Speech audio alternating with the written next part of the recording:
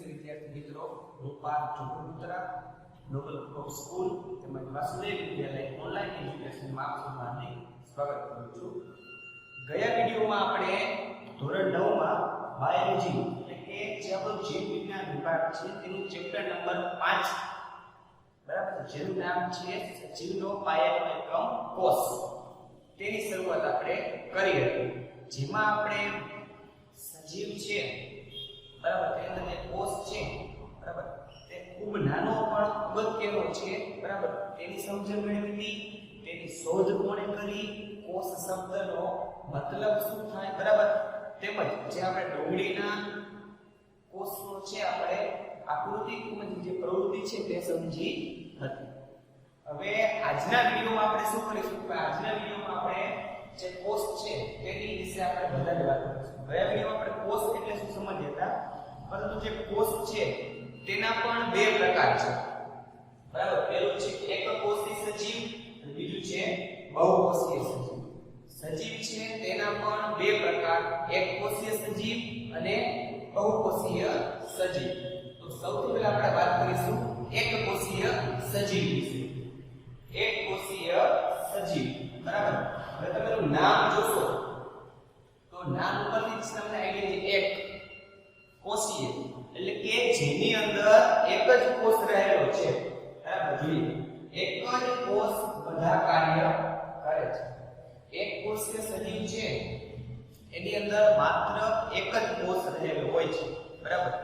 બધા કાર્ય છે એક કોષ દ્વારા જ કરવામાં આવે છે. એટલે કે કોઈ પણ કાર્ય હોય, જેમ કે આપણને ખબર છે કે દરેક સજીવ છે ખોરાક લે છે બરાબર. તો ખોરાક લેશે તો શું કરશે, ખોરાક ગ્રહણ કરશે બરાબર, તેનું પરિપાચન કરશે, તેમાંથી શોષણ કરશે બરાબર, પછી ખોરાકનું ઉત્સર્જન પણ કરશે. તમારે ધોરણ 8 માં એક કોષીય સજીવમાં તમે અમીબા વિશે માહિતી આપ્યા હતા. એટલે અમીબા છે તે એક કોષીય સજીવ છે, તે કેવી રીતના પોતાનો ખોરાક ગ્રહણ કરે છે બરાબર છે, પછી પાચન કરે છે, પરિપાચન કરે છે, તેમાંથી શોષણ કરે છે, જે વધારાનો કચરો હતો તે ઉત્સર્જન સ્વરૂપે બહાર કાઢે છે. તો એક કોષીય સજીવમાં તમારે કેટલું યાદ રાખવું પડશે કે તેમની અંદર માત્ર એક જ કોષ રહેલો હોય છે. દરેક કાર્ય કરવા માટે એક જ કોષ હોય છે બરાબર. જે પાચનનું હોય કે ઉત્સર્જનનું હોય, દરેક કાર્ય કરવા માટે કેટલા કોષ હોય, માત્ર એક જ કોષ ધરાવે છે. તેઓ વિભાજન દ્વારા વિભાજન દ્વારા સંતતિ સર્જે છે. સંતતિ મીન્સ આપણે ખબર છે કે એક પેઢીમાંથી બીજી પેઢી ઉત્પન્ન છે બરાબર. સજીવ છે તો સંતતિ એટલે કે એક સજીવમાંથી બીજો સજીવ તો બનાવશે જ બરાબર.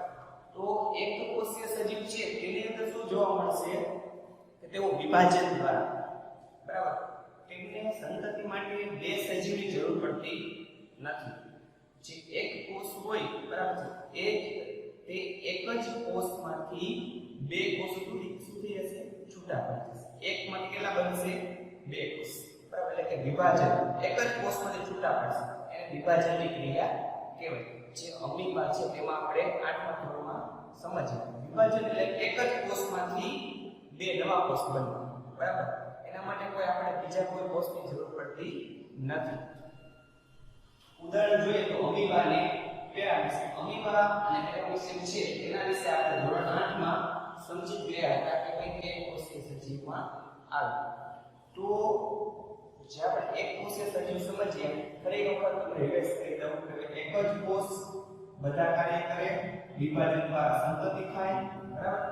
એટલે એક કોષીય માટે તમારે માત્ર એટલું જ યાદ રાખવાનું કે તેની અંદર એક જ કોષ હોય, તેમજ કોઈ પણ કાર્ય કરવા માટે એક જ કોષ જવાબદાર છે, અને સંતતિ છે વિભાજન દ્વારા ઉત્પન્ન થાય. ઉદાહરણ જોઈએ તો અમીબા ને પેરામીશિયમ. ક્લિયર?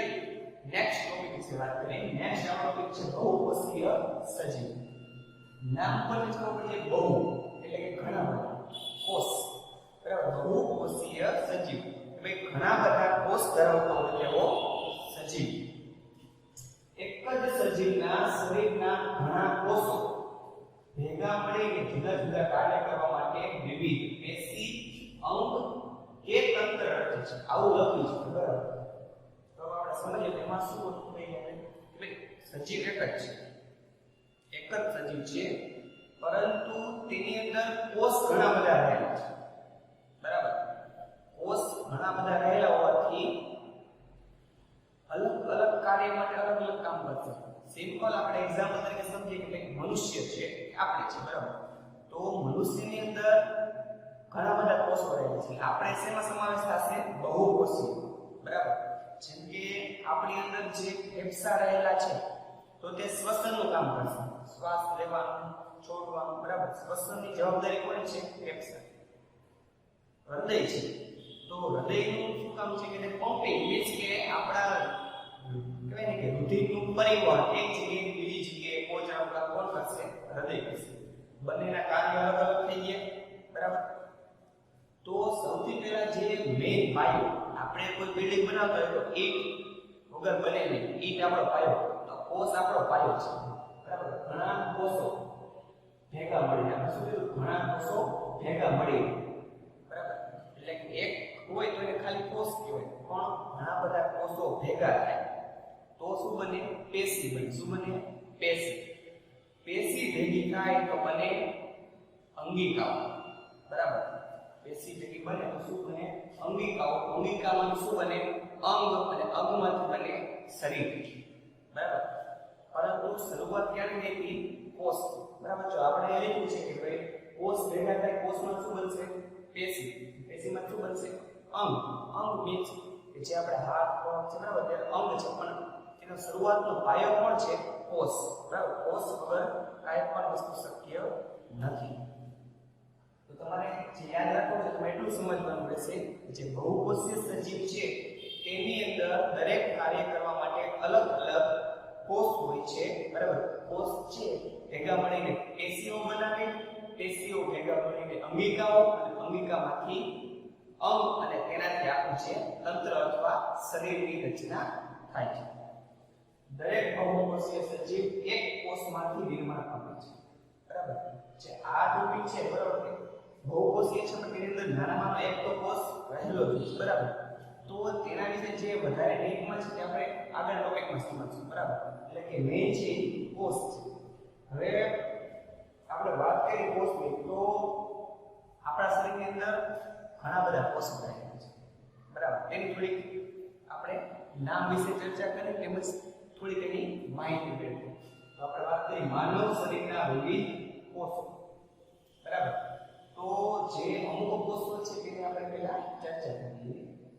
હવે આપણને ખબર છે કે ભાઈ મનુષ્ય છે કે પ્રાણીઓ છે તેમાં બે પ્રકારની પ્રજાતિ છે, બરાબર. નર અને માદા, બરાબર. એટલે કે સ્ત્રી ને પુરુષ. તો પેલો જે આપણે કોષ છે અંડકોષ, તો અંડકોષ છે તે માદા એટલે કે જે સ્ત્રી હોય છે તેની અંદર જોવા મળે છે, બરાબર. અને બીજું છે શુક્રકોષ, તે નર, બરાબર, એટલે કે પુરુષ. પુરુષની અંદર શુક્રકોષ જોવા મળે છે. માદાની અંદર અંડકોષ, પુરુષની અંદર શુક્રકોષ, બરાબર. તે બે કોષ છે અલગ પડે છે, બરાબર. જે નર અને માદા છે તેમાં. બાકી જે અરેખિત સ્નાયુ તંતુઓ છે, ચેતાકોષો છે, રુધિર કોષો છે અને મેદ કોષો છે, બાકીના જે બધા કોષો છે તે બંનેની અંદર સમાન રહેશે, બરાબર. માત્ર બંનેમાં એક એક કોષનો ફરક રહેશે. જે આપણે ખાલી અત્યારે કોષ આપેલા છે તેની ખાલી આપણે નામની ચર્ચા કરવા છે, વધારે માહિતી આપણે અત્યારે વાત કરીશું નહીં, બરાબર. તો આજે જે આપણે લેક્ચરમાં એક કોષીય સજીવ, બહુકોષીય સજીવ તેમજ જે મનુષ્યના કોષો છે તેના વિશે વાત કરી. દરેક વિદ્યાર્થીઓએ ખાસ સમજવાનું છે, તેમજ હોમવર્કમાં લખવાનું રહેશે. બધું છે આપણે આવનારા વિડીયોમાં જોશું. Thank you.